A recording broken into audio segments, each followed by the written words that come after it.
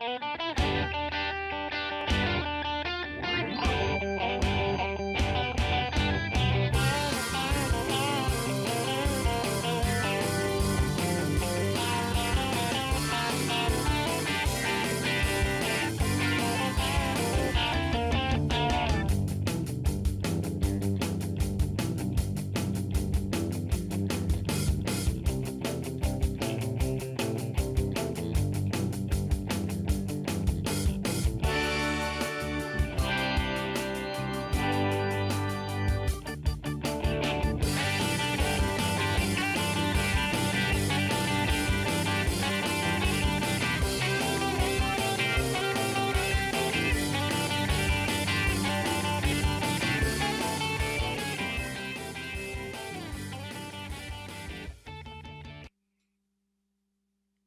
morning, everybody.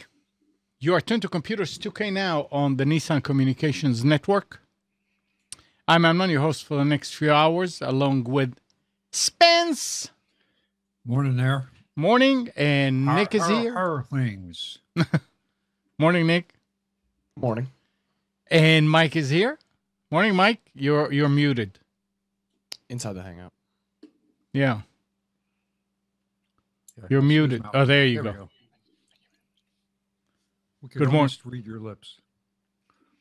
Morning, Mike. Well, hello, Amnon. Our number is 919-518-9773. Computers 2K Voice on Skype. And this morning's show is being brought to you by Adamus.com, makers of quality video recorders and converters for professionals. And the broadcast is made possible by Telestream Wirecast software. Morning again. It is the morning. It is the morning. You guys remember, I'm trying to remember, it's a comedy team. Oh, yeah, of course, my mind goes blank, but I just remember their tagline when they did their pretend radio show was, today's show is brought to you by Einbinder Flypaper, the flypaper you've gradually learned to trust over 25 years. Sorry, I'm dating myself. They were a big deal back in the 60s and 70s. Used to have a weekly radio show, and they had TV for a while. But if you saw them, you'd recognize them, and you'd recognize their humor. They'd always do like man on the street interviews that were funny. And one guy's son went on to be Chris Elliott, the comedian actor, is the son of one of the comedians.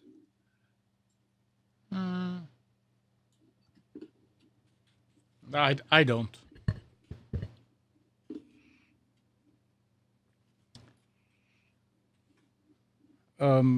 Again, if you want to get a better picture, you go to StreamUp. Anybody out there?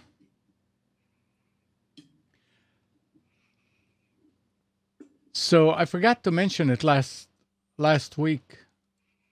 About 2 weeks ago, I got that Echo from Amazon finally. And those of you that don't know what the Echo is, it's a cylindrical device that you talk with. You talk to, not with. And it'll play music from Amazon.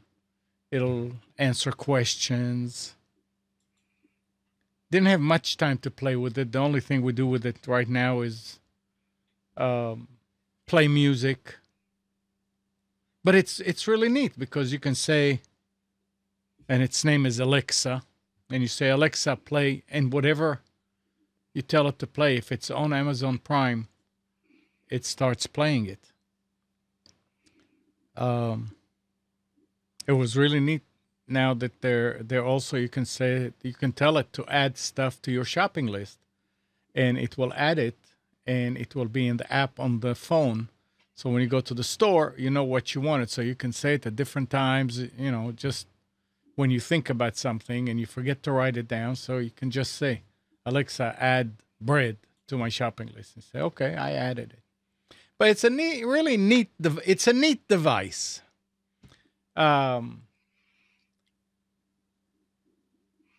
if I had to pay full price for it, no, I wouldn't buy it. But it was at the time when you pre-order. I think I pre-ordered it. I don't know, 8 months ago, something like that. Yeah, you did pre-order it. Like Yeah. right when they announced it, which I was surprised because it Right. doesn't seem like it's your kind of product. Well, it was. Now- It's fine. Yeah. You said you use it with a phone. Whose phone do you use it with? Yours or your wife's? Mine. Well, Oh, okay. it goes on both.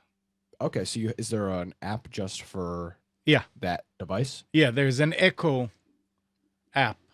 Okay. And the thing is, you have to log in with that one account on both phones. And So then, it's It wa- connected to your Amazon account? Yeah.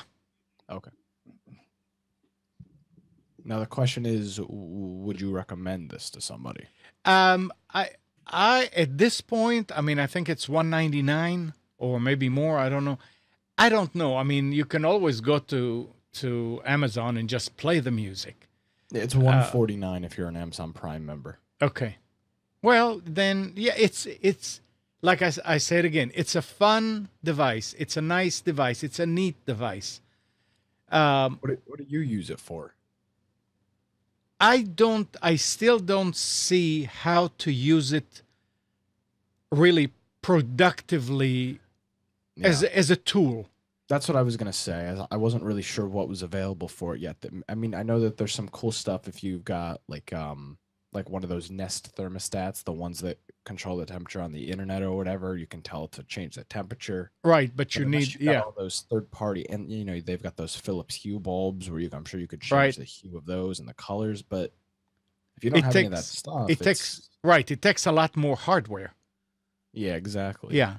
I asked Brian, and Brian had it for some time, I think, Mhm. and he pointed me in the direction of some websites that had different uses for it and apps that you Yeah. can. But I didn't see anything that I would want to use it with yet. But like I said, I did not play with it much. So It's this is probably going to be a device that, as more people, I mean, the cost, it's not that much. It's $149. Right. It's a full-fledged. It's essentially a tablet without a screen. I mean, if it you wanna- doesn't have a screen. No, I said it's like a tablet without a screen. Oh, yeah, essentially. okay. I mean, it's Yeah. doing everything that like an Amazon Fire tablet would do, minus the screen. So What did it originally cost when it first came out? I think it was 199, and if you pre-ordered it, was 99. yeah, that sounds about right. It works off your Wi-Fi, so if Wi-Fi is gone, I mean, if your internet is down, it doesn't do anything.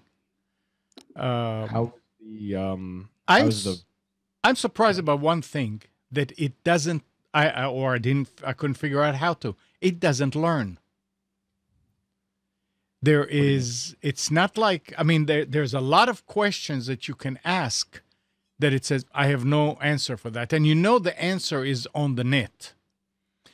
I don't know where it's getting all this, because friends of us, actually, well, my daughter, she has an iPhone, and she every now and then she'll use Siri, and when you go with Siri, and you say, "I want a recipe for," I don't know, something. The Echo would say, I can't find anything for you." The Siri will come up and say, "I added a link to the recipe onto your list," or whatever. Check the app, and you go to the app on the iPhone, and there is a link to it. Well, that's what you would kind of want, because realistically, you're Right. not going to ask I it the understand. recipe and then I have understand. it read it back. Absolutely. You don't want it to just talk to you with the recipe, because it doesn't do it. But it doesn't do that. It's not, or I couldn't figure it out Well, I mean, yet. this thing is brand new, so there's Yeah. a good chance it hasn't. There's just a good chance it hasn't done anything yet. I guess the real question is going to be, how well does this actually, how many people actually buy this, and does Amazon continue development with it? That's going to be the real question. Who knows? It's for music. It's great because you can. I mean, I found music that I could never find before on Amazon Prime because I could have said something about just the song or part of the song name or the author, and it will just play it, and it's got a good speaker. But there are many situations when you can say play and you give it the song name and it plays it by somebody that you never knew even sang it, and you can't get into the one that you wanted to sing it because you can't say play XYZ by somebody. So that tells me that the back end is just not developed. It's to that point. probably not as developed, yeah. Or it may be my fault. I mean, the thing did not come with a manual.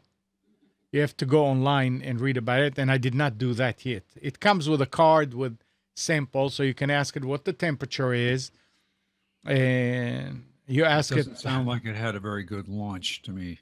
If they're trying to compete with Google now, which can run on a lot of different devices, and it's just not. I mean, the fact that it plays is nice. If it streams audio around, it's Wi-Fi or is it Bluetooth also? It has Bluetooth for a speaker, for an added speaker.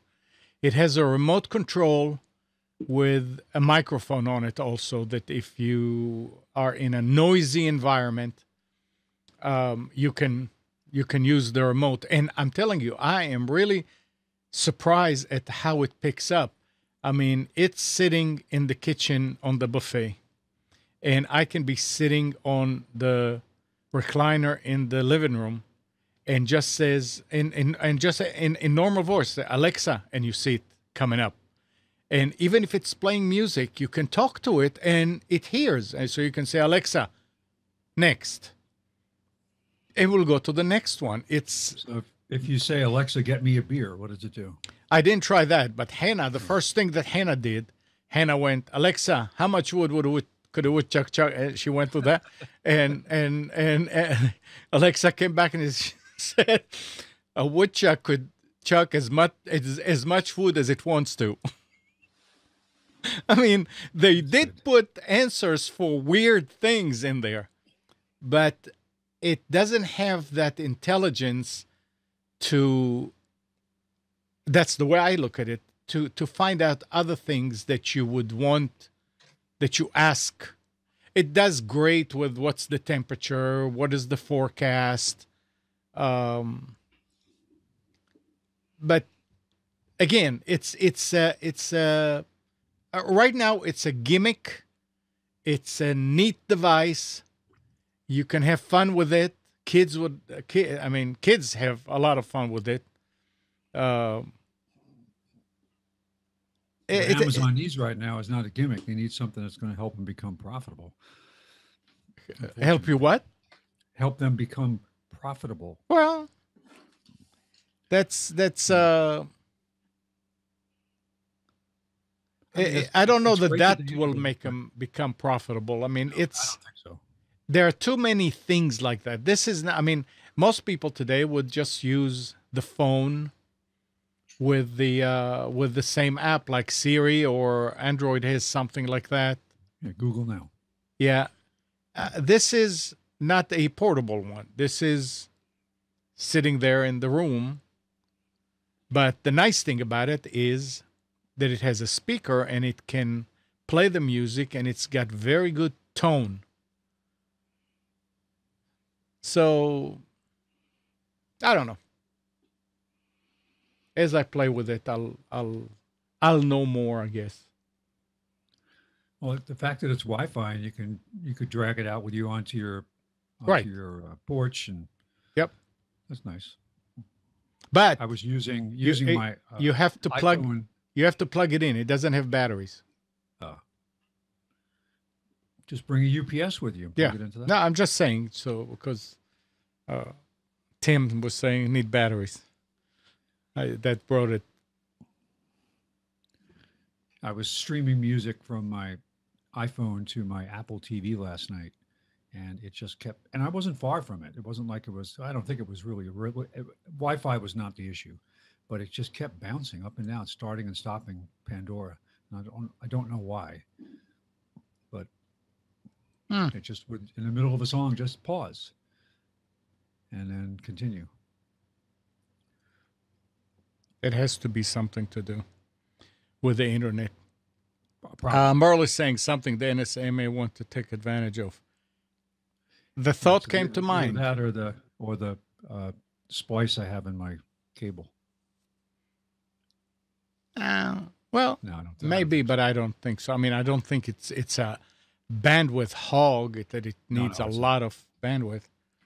But no, Merle, don't think that that the thought didn't come to mind. That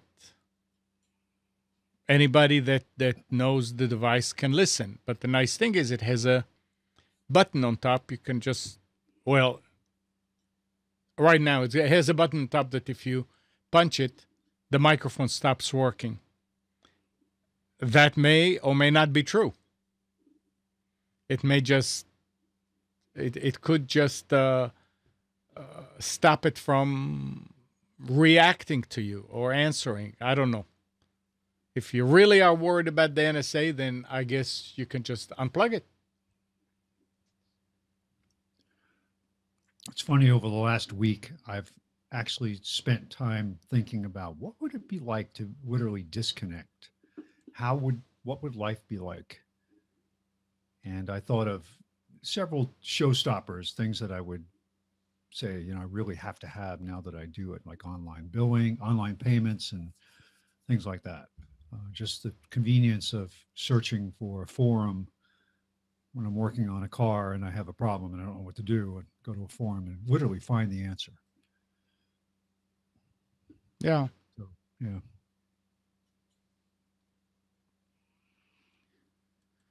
But to the point where you just had enough and say, and I do find myself now having periods during the day where I will just, when I'm working, for example, I might just silence my phone or put my phone in the car and say, for a couple hours, I'm just going to work. I'm not going to worry about who calls and who texts.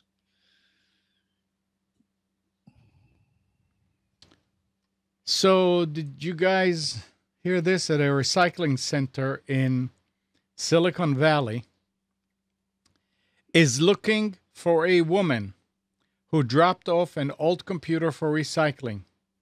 The computer was apparently inside boxes of electronics that she had cleaned out from her garage after her husband died. This would be nothing unusual except that the recycled computer was an Apple I. The recycling firm eventually sold the computer, the Apple I, for $200,000 to a private collection. And because the company gives 50% of the proceeding from sold items back to the original owner, they wish to... Mike, why do I hear myself again? I don't know. I guess I'm going to just have to say logged out. I can't get rid of this echo. They wish they could. They wish to split the proceeds with the mystery donor. $200,000.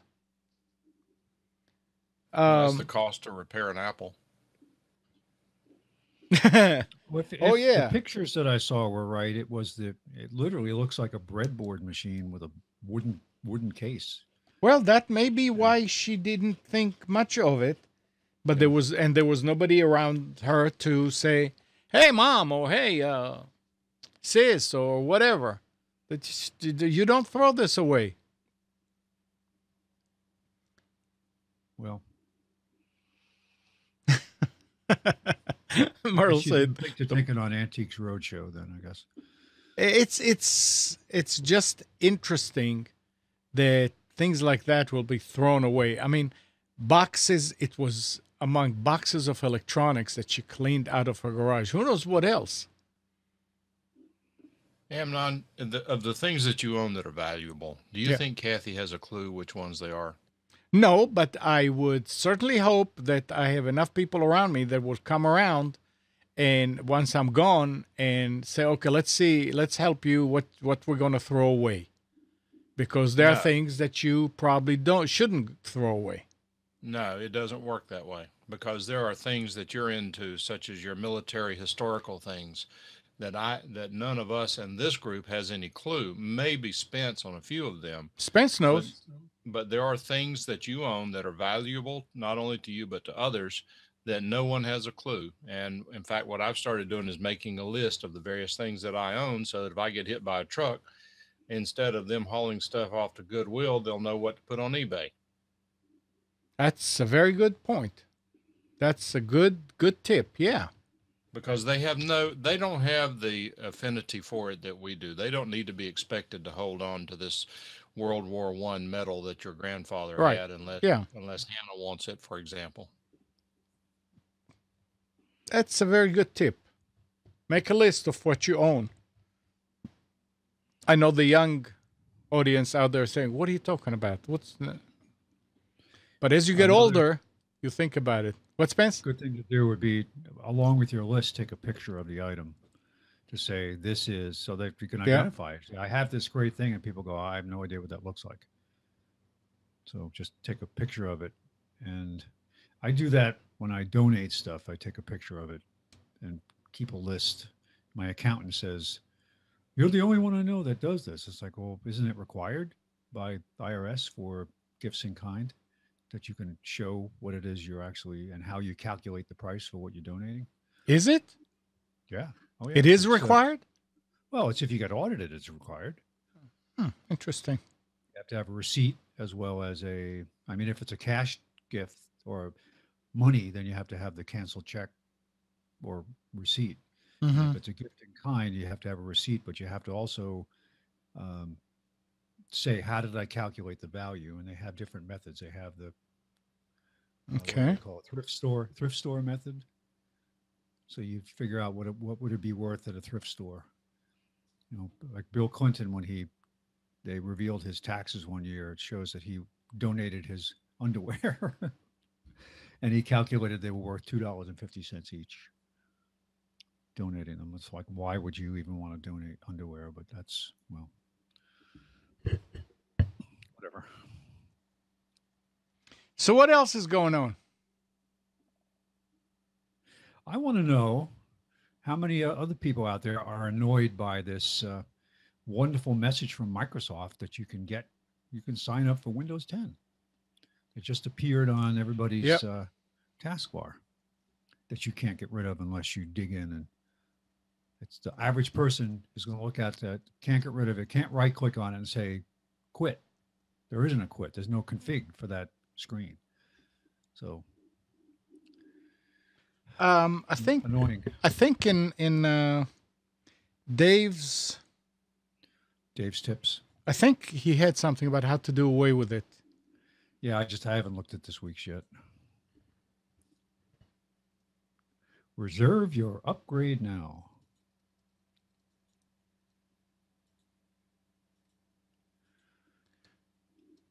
It is annoying.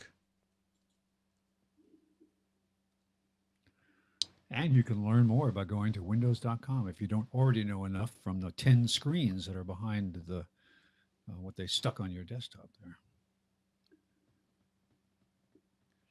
Oh, well. Huh? Let's see what else do we have here. I don't know how many of you are using the Google Calendar, but Google sent out an email that says, in part, starting on June 27th, 2015, SMS notifications from Google Calendar will no longer be sent. SMS notification launched before smartphones were available. Now, in a world with smartphones and notifications, you can get richer, more reliable experience on your mobile device, even offline. You can find the announcements on Google support pages as well. Richer may be accurate, but I'm not sure that more reliable describes web-based notifications. That may be why the announcement link does not apply for Google's work, education, and government customers. That's interesting. It's think about it. Google Calendar SMS notifications was launched before smartphones, before there was such a thing. Just the thought of before. This is like BC, right? It's amazing how much time passed, and they're talking about it like it is. It's history.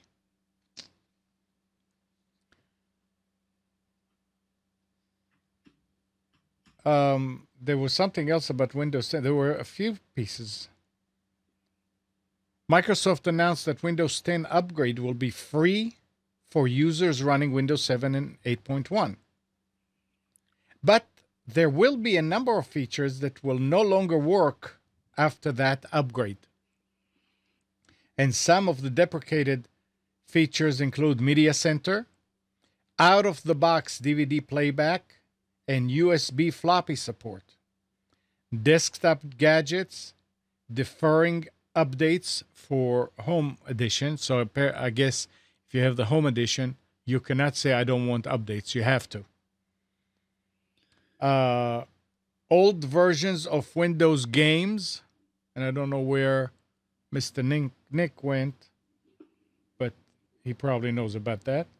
And Windows Live Essentials version of OneDrive. So Do you know if they're supporting a upgrade, or does it have to be a clean install? They are not saying here, but the article did mention a link. You can go to Microsoft and just look for deprecated features of Windows 10, and there's apparently a huge list and more explanation of it on the Microsoft website. But I mean, why would they take out something, USB floppy support? I mean, what's the big deal? They are so tight on space that they have to free it up because they have that small little driver in there. I don't know. I think it's because they're driving their agenda, and that out of the box. Nobody should have. Why would anybody want to have a floppy drive, right? No. So, out of the box DVD playback. So they're not including an app. No. You have to get an app. So, I mean, it's not that the app was all that great anyway, but what was the one that used to come with all the OEM DVD drives, Amnon, Power something or other, Power DVD? Power DVD? Yeah, it's the one that you got. I think I have like 12 different versions of that software. But that was a great player. And for a while, when Windows didn't have, in the beginning, they didn't have a DVD player. That's what you needed. You needed something. Yeah, but I mean, you needed the codec mainly because you had to. Right, but a DVD. I mean, a lot of the all of the programs today come on DVDs. Yes. Well, they're talking about playback of a movie. I don't know. Is that what they're talking about? I think that's what they mean. Yeah. When they say DVD playback, that's what I read into it. Because if it's raw data on a disc, it's still going to read that. It's the app that you need to run. Essentially, it's the absence of the codec, because I guess we'll have to download it. You have to. In the beginning, when you install the DVD drive for the first time, you had to, in some cases, pay for a codec. You remember that? And then Power DVD eliminated that. You installed that, and then the Windows player would work because it would install a codec as part of the app, and that was all the machine needed was. There are quite a few players right now. I mean, that came out. That I mean, I still don't understand why it shouldn't work in Windows 10. If it works in Windows 8, I mean, what does it? Yeah. What did you say? What does it take in order to? Why do you think they are taking it out? Because I have no idea. I'm just saying it's not like they have a space restriction that they need to free up room for right, something else. It's not exactly a large program. Well, who knows with Microsoft? But that means you've got Windows Media Player. It's just lost a feature because Media Player would play the DVD. So why did they remove that? So I don't know. Maybe they'll add it later on. yeah, they ran out of. They just didn't have enough time to do it. So Yeah. that's all. You just can't explain or rationalize the stuff that big companies do. Nope. Even small companies. I'm not saying that's not limited to outfits like Microsoft, although they have more. They're more separated, I think, from their true customers than a small company would be. So they just. So, what do you think about the Apple vulnerability? I'm not surprised. Like we always talked about, the more mind share and exposure they have for hackers to take advantage of, the more we'll see, and that's true. Right. So it was never the fact that they were. Well, I shouldn't say that. There were things about the fact that the OS was based on Unix that made it more secure. But as they become and have become more mainstream, I tell you where Open my up problem is exposures. with all this. My problem with all this is that Apple did not learn from the experience of the PC users. I mean, listen to this. The new vulnerability in recent Macs and potentially older ones can be used to plant code such as rootkits into areas of EFI memory that shouldn't be writable. I mean, if you are a developer of OS 10 or the hardware, this is also a hardware problem. Wouldn't you say, hey guys, one of the biggest problem with PCs is rootkits. And here's how they do it, and here's how they do it, and this is how this does it. Wouldn't they go and protect and make sure that these areas are not writable if they're not supposed to be writable? This is almost like, oh, nobody's going to break into our computers. We can ignore. We don't need to worry about that. So areas that shouldn't be writable but become unlocked after the computer wakes up from sleep mode. The article explains the vulnerability appears to be due to a bug in Apple's sleep mode energy conservation implementation that can leave areas of memory in the extensible firmware interface, the EFI, which provides low-level hardware control and access, writable from user accounts on the computer. Memory areas are normally locked as read-only to protect them. However, putting some late model Macs to sleep for about 20 seconds and then waking them up unlocks the EFI memory for writing. So I think a lot of this is not just limited to Apple, although the exploit is a little different. It's really, you think about it, I'm going to use an old term. It's really UEFI is the term today. It's a BIOS exploit.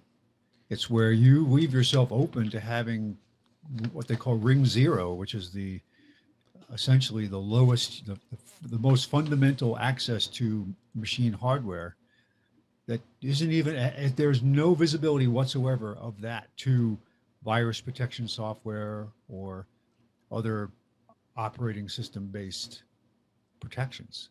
So you're opening yourself up to exploits that can reside, that are there when the machine is turned on before the OS even loads. So that's scary. I don't remember reading anything like this that happened like this with the UEFI on a PC. I've got an article here. Extreme privilege escalation on Windows 8 with UEFI systems. And it was done by MITRE, which is a federally funded research house, talking about how the exploit works, how they get to ring zero, how it's just scary about what they can do.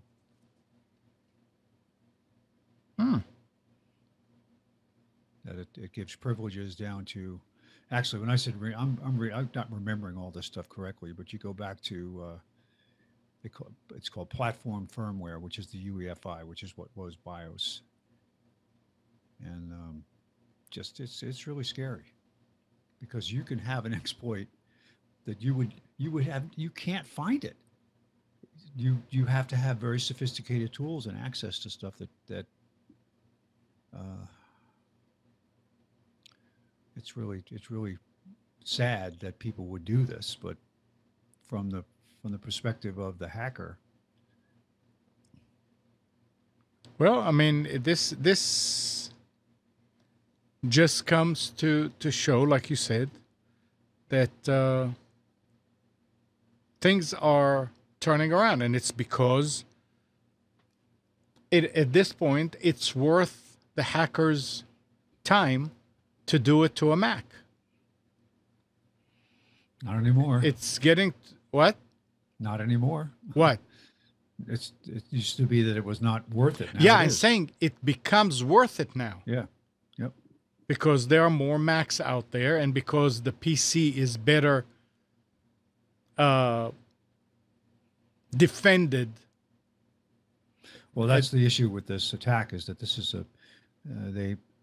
the Black Hat folks were bragging about how they had come up with a Dell. It's loaded from the OS. It's actually an exploit that's you pick up, and but it writes it down into the UEFI, and they're talking about, oh, we had such great success with this Dell exploit, and we're working on doing it to other vendors. So it's like, oh, really? Because they all take the UEFI standard, the people that develop the actual product that's used by the vendors, American Megatrends, Phoenix, Inside, are three of the largest developers of the UEFI code. It's just, I'm reading through this article now, and it's really scaring me just to think about, well, I guess there's so much stuff that you just don't know already at how it affects you, but it's just very simple. They can put in keyloggers, they can put in remote but access, I mean, they can do all these things.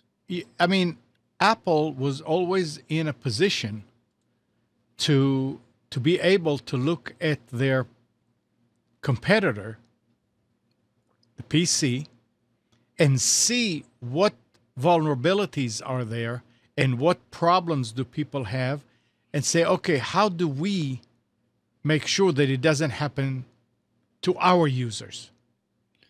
Well, I think the biggest problem I have with them there was that they were perpetuating the idea that you didn't need protection. Right. That's my point. They must have been aware of, and that was, and when they would be exposed and something would be shown to them, they would take their time responding, and that was always infuriating to a lot of people. That's my point. It is irresponsible. Windows did the same thing. I mean, they had exploits that they had things that were carried forward from true before Windows. What was before Windows XP? Windows 98, right? There were parts of Windows 98 and the way they wrote code that, in order to allow software to run on newer versions, that they kept the same bad code and exploits, even though it got better and better over time. They still wrote these older functions in to make it more useful.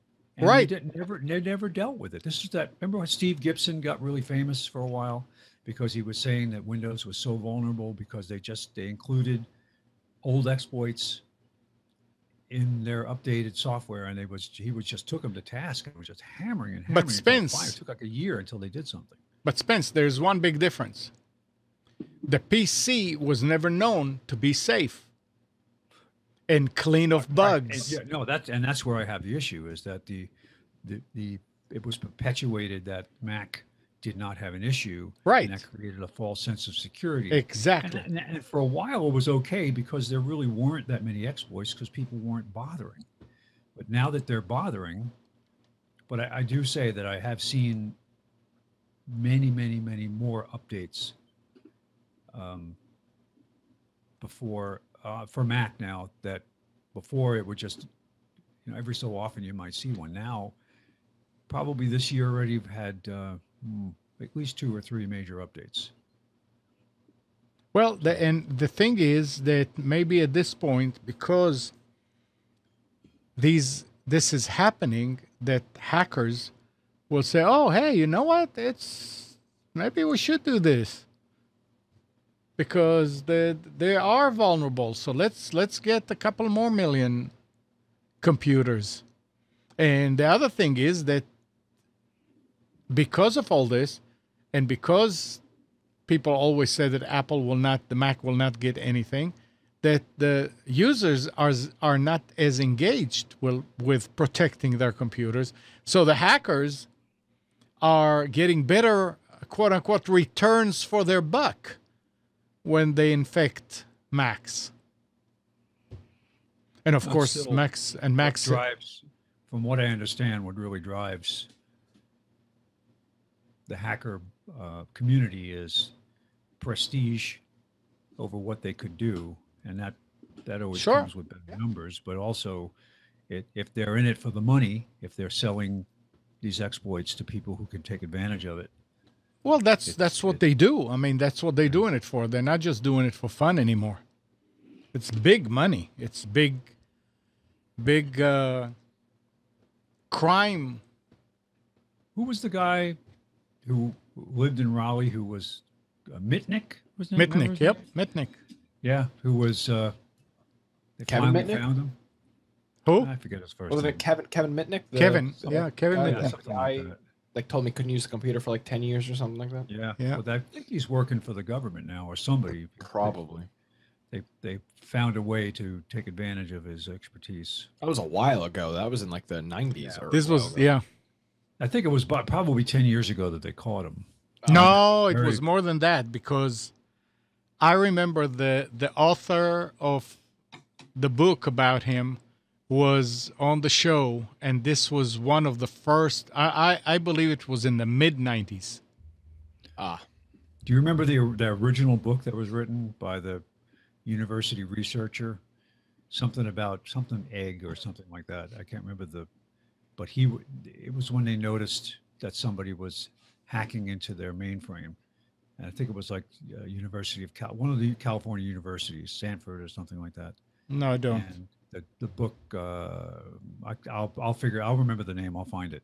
But it was a fascinating book about how they just noticed a slight increase in remote access traffic, just a few kilobits, and they noticed it, and they would see it would be certain times of day, and they actually started to track it, and they figured out who this guy was, and the guy was coming in from another country and trying to find apparently sensitive information because they were doing research for the government, and it was fascinating. Very dated now, but I mean it was interesting. Oh, all of it was interesting. I don't even have it. I think it's the one that doesn't have any names in the archives. Cuckoo's egg. The cuckoo's egg. Oh no, there it is. No, it's not. That's the Fugitive Game. That's not it.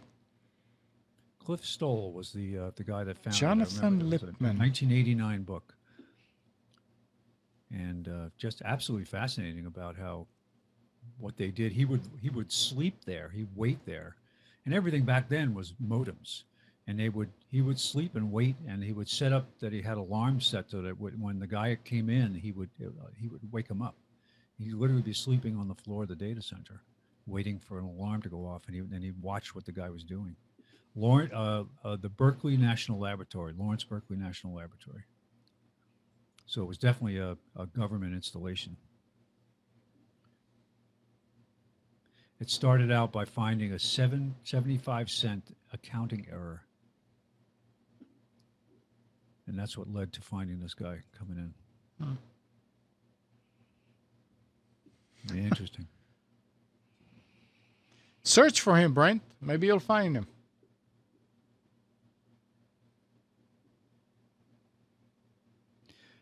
Yeah, but I was watching something the other night when some talking head was talking about the cyber exposure that we have. And I said, well, it's all solved. Just watch CSI Cyber. It's all fixed. They have this beautiful, they were saying we don't have enough money or skilled people working on it. I said, well, watch that show because they got this beautiful high-tech lab with all these big screens. It must be fixed. It's got to be true. They always find their man every week. Without a doubt.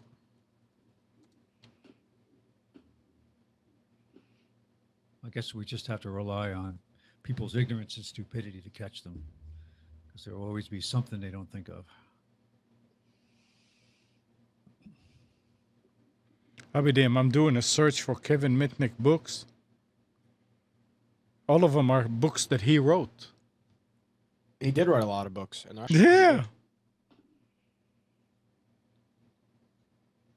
That's amazing.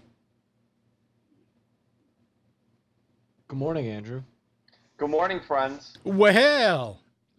Hello, friends. How are you? Good.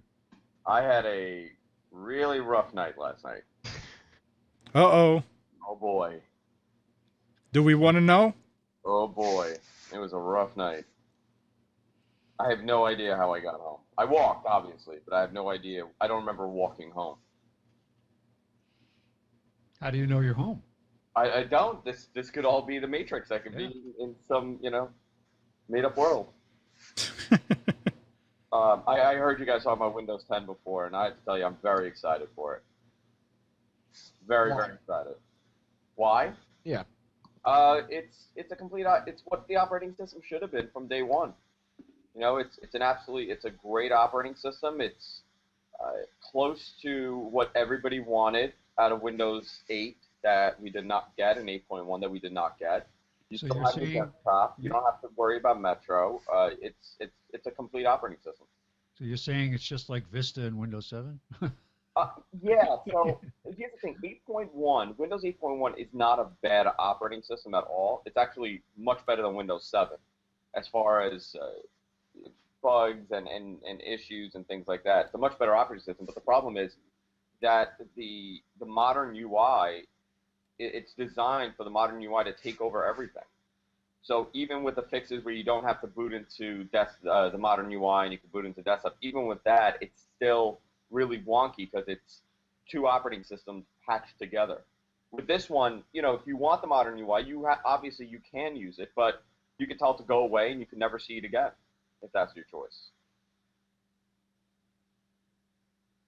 They've really made it for. I mean, Enterprise really took it. They were terrified that this was it for them, for Microsoft. If they continued on with this 8 vision, I'm going to tell you, they were going to jump to, a lot of these companies would have migrated to Macs. If they could have afforded to. Mike, was that you? No. I'm going to install it on I have a Windows 7 laptop that I'm going to put it on.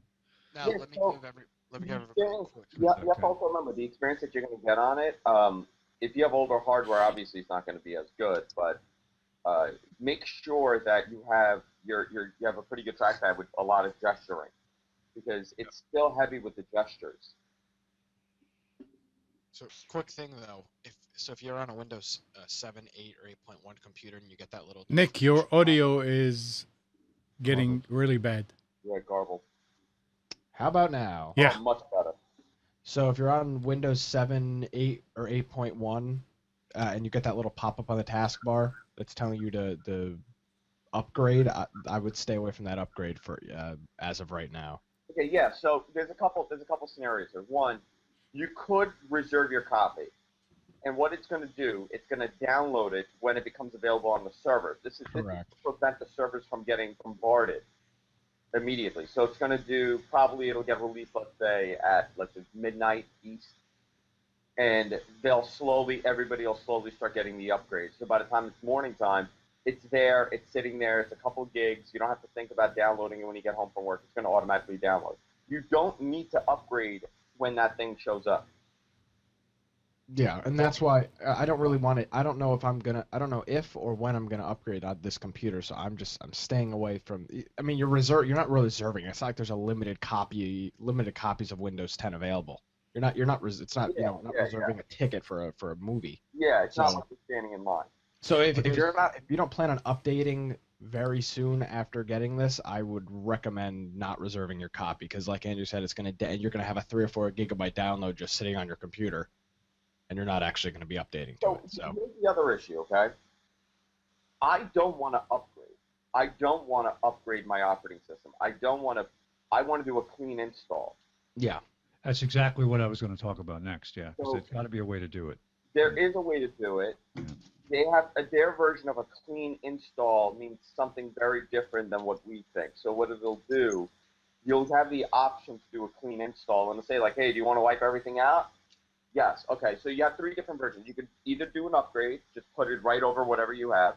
2, you could do a clean install where it wipes everything out. Or 3, you could do like a half clean install where it keeps your photos, your music, all that stuff, but it wipes everything else out and then puts it back in. So there's different ways to do a clean install now. And I would recommend cloning your drive or starting off with a new hard drive. Cloning it would actually be better. That way you can play around with the upgrade. I would recommend doing a clean install. Upgrades have gotten a lot better for Microsoft, but it's still not that great. You might experience some issues. Yeah, especially when they say that there will be programs that are not going to run under Windows 10. I don't know what programs are running. I don't know. There was a thing here that they were talking about games. Yeah, no. So yeah, but that's a game. yeah, It's so a- what that is, it's like Minesweep, like the games that come with Windows, like Solitaire or Minesweep. What they're going to do, the games that you have pre-installed are going to be removed. But Windows 10 has a new version of those games in Windows 10. They say Windows Live Essentials version of OneDrive. I don't use. Because OneDrive, they've replaced OneDrive with a new version. Okay. So I saw the article, Gizmodo put it out. Is it the Gizmodo article you're talking about? Mm-hmm. Yeah, I saw that. It's not really accurate. So they're saying like DVD playback is going to be removed. Well, no, it's going to require a separate piece of software, which it's going to be supplied with. They're saying floppy USB drives are not going to be supported. Well, no, you're going to have to download the driver from the Windows Update or from the manufacturer, just like everything else. They're making it seem like it's going to remove all these things. It's not really removing anything. That makes more sense. We were puzzling over this before about why would they not have out of the box DVD playback support? So it's like what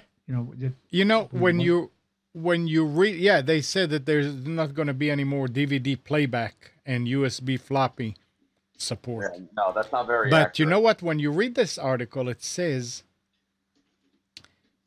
but there will be a number of features that will no longer work after that upgrade.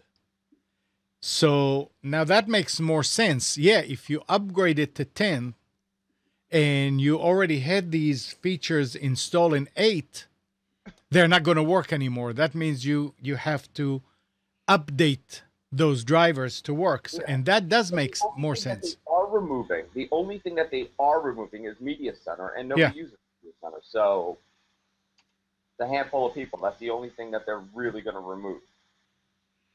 That it's not going to be available anymore. Well, Media Center is dead. It's over. Yeah, yeah. It's not. It has never really been that useful, and now if, for example, Time Warner going all digital, your tuner card doesn't work anymore. So the only thing that would ever work with Media Center would be over the air, and who cares? Other ways to do it much cheaper and like Simple TV. Yeah, I mean, Media Center. A lot of people love Media Center. I know a lot of people that have hung on to it, and they use it as their TV tuner. Suncast uses it as his TV tuner. You know, he set it up where it's incorporated in his he's incorporated Media Center with his Fire TV some way. I don't know exactly how, but I had So- Media Center over different generations with 3 different tuner cards. As tuner cards got better, I kept upgrading till finally I had an HD Quam tuner. And I stayed with it all that time. And it's funny, the other day when I was having issues with the cable, the guy was replacing ends on the cables in the house. And I forgot that I had a splitter behind the TV that went to the PC that was attached to the tuner card. So I pulled that out because I don't use that anymore. yeah, now they have what the HD Home Run, HD. You know, they have all these different stuff now you can do. So Andrew, what Yeah. does John say? What is his feeling about that Media Center going away since he's using it? Yeah, he's a little disappointed because Media Center actually works the best as a TV tuner for Windows. There's a couple other applications that do it, but as far as what he needs, Media Center is the best one that does everything. He's a little disappointed, you know, unless he finds some alternative for it. But he's probably going to run Windows 7 on his, you know, on that machine. Yeah, and that's, I think, Andrew, you just made a lot of sense there. You said on that machine. A lot of the people running Media Center, they're doing it on a home theater PC Yeah. for the most part. So for They're not them, doing anything other than that on that. exactly. So in that case, who cares if you have Windows 7, 8, 8.1, or 10? I mean, it's not their everyday computer. So there's still people that run XP for home Media Center PCs. But it's a single use device. So I mean, does that really matter that much? I don't know. You know, if you're happy with it, you're happy with it. You should stick with it. But I think Windows 10 is going to be a very positive upgrade for most people out there. You know, it's much faster than Windows 7. I'll tell you that. As far as performance goes, it's about 30% more of an efficient operating system. They've gotten rid of a lot of the bloat, a lot of the legacy stuff that they no longer need. Yeah. You know, if you think about performance, get an SSD, put Windows 10 on there, and you're going to see a huge difference from Windows 7. You know, I have a strange issue in Windows 7. Maybe you guys could help me out. If I delete a file, right? I'm in Windows Explorer and I delete, let's say, a video file. That file does not delete immediately. I could still see it there. I see it there for about 30 seconds. So even though it's gone, that file still shows. The thumbnail still shows in Media Center, in Windows Explorer, and it's been like that for me forever. And always. what happens if you double click it? If I double click it, it tells me that it's not a file. It gives me an error. You need a new computer. I do. I would agree. But you know what's funny? I've had that problem with Windows 7 forever. Forever. I don't see this in. So let's say I grab like a bulk of, I want to say, 30 gigs of files, for example. I'm just giving you an example. And I hit delete, and it doesn't go in the trash bin, obviously, because it's too big, so it just wipes those files out. It'll still show those files for a Interesting. while. And it's on every hard drive that I have. It's a bizarre issue that I've always had in Windows. And there's no answer for it. So it's like things like that, you know, that you know, those bugs, those weird issues that some people have, is going to be gone. Alan is saying sounds like a corrupted registry entry. I guess maybe something is messing something up in the registry, but it's I mean, I formatted this machine tons of times and it always does it. Eventually, it starts doing it. But Nick, how about for people like us that use Wirecast? How is it going to work? I'm not sure. I mean, has Telestream come out and said that it's? I haven't heard a thing from Telestream. I mean, they have they have a month, month and a half. Is that really a surprise? Ooh. Anybody else? Sure. That? Yeah. Okay, there we go. I don't know how they're going to deal with this, because if it's an automatic update like that, or if it's, you know, an easy upgrade, people are going to do it, and the software has to run with it. Yeah, well, I mean, if they, nothing against Telestream, don't get me wrong, but they're normally pretty slow to upgrade with that stuff. So, I mean, are they going to have a? Microsoft is saying that if your software runs in Windows 8 1, it'll run in Windows 10. Which makes sense. But yeah, I don't know. I mean, but this is when companies are going to have to support software. Yeah. I have the same thing with the Axia stuff. Is Livewire going to work? It should work. That's what they tell me. Yeah, I mean, so this is now it's going to fall back on the vendors. These premium vendors have to update their software. It's simple as that. Yeah, there's going to be. I think it's going to be a little bit more messy than people think with this upgrade when it comes to software and hardware support. Well, I mean, and remember one thing. How fast do you update your production machine, Andrew? Well, I'm on Windows 7, so not fast at all. It's you, and when you do have updates for Windows 7, do you apply them right away? Yeah, always. What? Always, yeah, always I do the updates. Yeah, you see, I don't. I wait a week or so to see, because in the early days, there were some updates that screwed things up. But that's that was a VidBlaster issue, though. Oh, it was in different things. It was in. Yeah, do you remember that? What was that? It was a Windows update that broke VidBlaster, and then they said, and then his answer was, "You shouldn't have upgraded." Yeah, exactly. Yeah. It was with the older version of VidBlaster. That's what. And I mean, if that's the response from. Well, the guy's an idiot. So. Yeah, the guy's an idiot. If that's the response from software vendors when Windows 10 comes out. Well, you shouldn't have upgraded. I mean, that's a problem. You shouldn't be purchasing from those vendors. But my point here is not whose fault it is. My point is I want to stay up and be able to do what I'm doing. So I'm going to take it slowly and not update and see if anybody's saying that there is a problem with the thing. I mean, when I get an update for Skype, I don't apply it right away. I wait. When there are updates to Windows, I probably wait about a week or 2 weeks to hear if there are any problems with those updates. There was one update that screwed up NVIDIA a few months ago on certain computers. I don't know if mine is one of those certain computers. So you wait. Yeah. And you make a valid point. So I have another question for you, Nick. Yeah.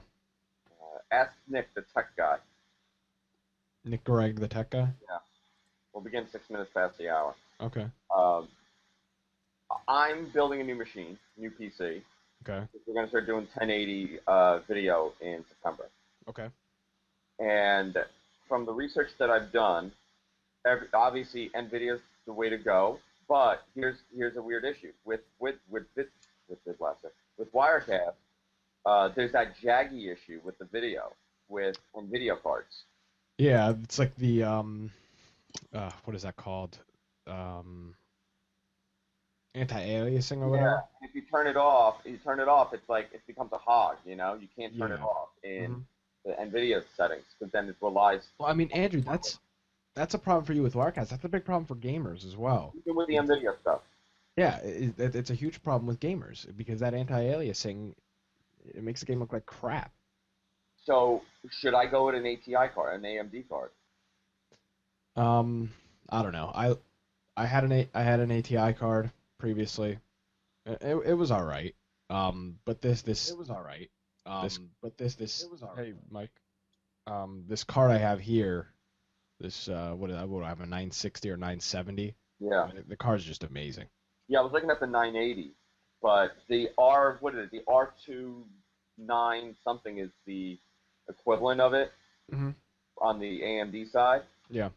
I was thinking maybe I should just go with that to, I mean, I I don't just know. don't like the AMD cards. I've had In a Mac. I've had a lot of issues with them in the past, so I don't know if that's still true about that Jaggy issue. I'm not sure, to be perfectly honest with you. If I were you, Andrew, I would get an ATI card and try and see how it does. And if it doesn't solve the problem, you have enough machines that you can use that card in. Well, the good news is I could always return it, right? I mean, That's true too. Buy Yeah, it from Amazon. You'll be fine. maybe I'll order it now. I could always return the card. yeah. I forgot the name. Do you know what the top AMD one is, Nick? No, I'm not sure. You can ask Sean. I think it's the R290X. I think that's what it is.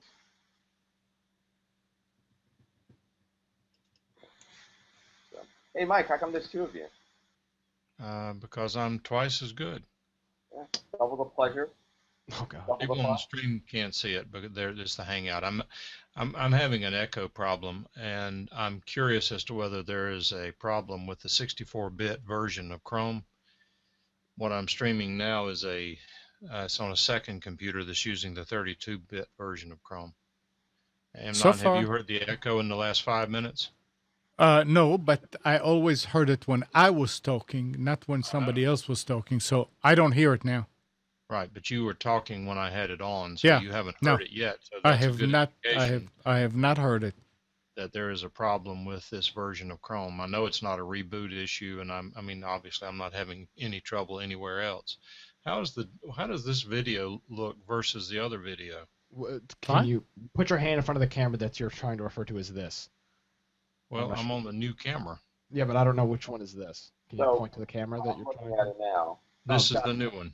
That one is not that great. Which one? The one that you covered? Yeah, it's very washed out. You look pink. Well, I think that one is a sharper video than the other one. Okay, maybe it's the color. Mike looks pink. Mike does look a little pink, but the other one, Mike looks green. Well, those are all settings. I don't know how to set that stuff. I'm an audio guy. I mean, What? no, you know what? Andrew's right. It is a lot more clear. You can see his beard if you look at Yeah, it. that's exactly what I was just gonna say. They're both C910s. Are they really? Yeah. That's amazing. There's a big difference. Tremendous difference. Are they one? Is one on like an i7 and one on like a? Nope, they're both on Dual? i7s. Interesting. So I've always said. Oh, hold on, quick second. Mike, are your Google Plus Hangout settings both auto HD? Yeah, they're both on HD. I'm looking at it now. It says HD on both, but Nope, his second one does not say HD. Fun fact. Well, wait a minute. It's set to auto HD. But it's not HD. I wonder if you're doing something else on the computer that's forcing No, it not to go There's HD. nothing else on the computer. Because on the new one you're trying to show, I see the HD in the lower right hand corner. On the other one, I see no HD. I'm logging out of the old one just in case, Okay, well there you go. I can hear you now. if that causes it to kick in gear. Well, I always saw HD on this one. It was the other one I wasn't seeing it on. Well, the other one maybe is not in HD. Maybe that's part of the problem. Maybe the 32 doesn't show. No. I Or think is not. this one showing HD, or the other one was showing HD? This one shows HD. Oh, So this one's in HD and the other one was not, huh? Yeah, it didn't say HD and it didn't look HD. you don't look HD. You don't look HD. You're just jealous you're not HD.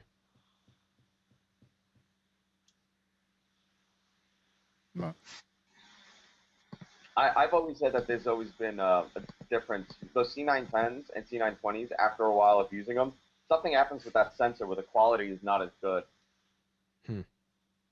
And I'm surprised. You know what's amazing? They have not come out with a new version. Feature. They have not come out with a new webcam in a long time. Yeah, if it 5920 is how many years old? 4 years old?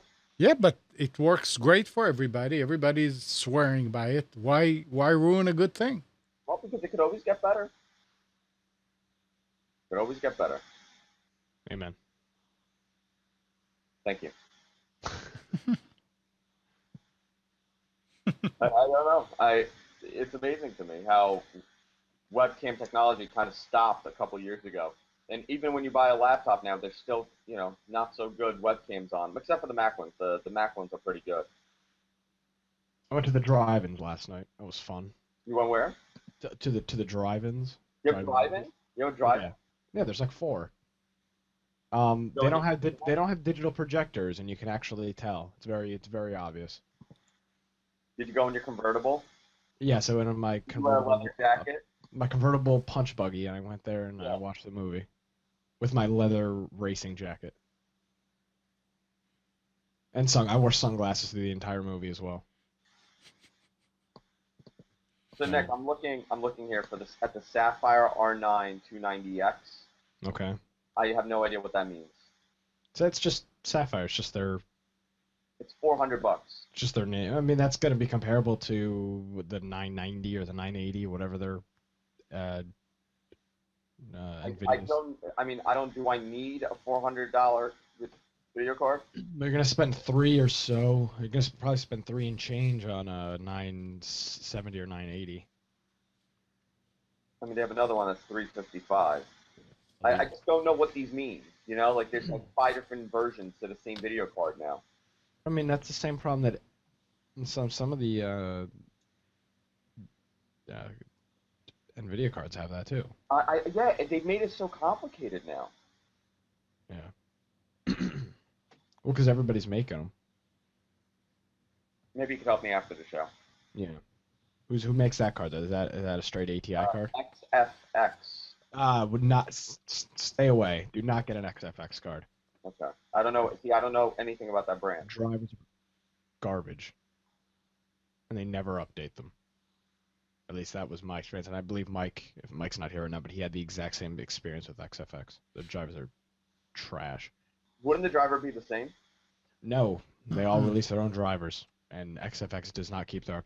They didn't. That's my experience with an AMD card was an XFX, and they didn't keep their drivers up to date, and it was a piece of junk.